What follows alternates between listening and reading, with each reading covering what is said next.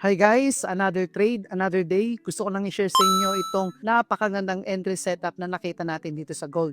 Let's go! So ako, ang ginagamit kong strategy is supply and demand na may konting twist ng SMC. Okay? So i-discuss ko sa inyo, step by step, ihimayin natin kung paano ko nakuha ang entry setup na to. Okay?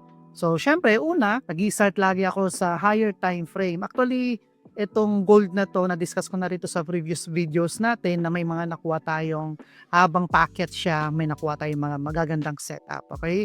So sa daily time frame, ina-analyze ko yung market kung ano ba yung momentum, kung bullish ba or bearish. Kapag nakita ko yung momentum is bullish, saka ako magte-take ng trade. Okay? Kapag bearish naman, saka ako magte-take ng trade. Okay? Pag ranging, nag-aantay pa ako ng additional confirmation bago ako mag-take ng entry.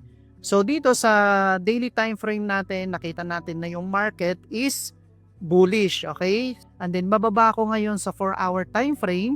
And then dito sa 4-hour time frame, maghahanap ako ng setup or kung ano mang confirmation na pasok sa strategy natin. So dito, may nakita ko itong momentum na to na candlestick sa 4-hour time frame. Para sa akin, itong confirmation na to isa napakagandang sign na yung market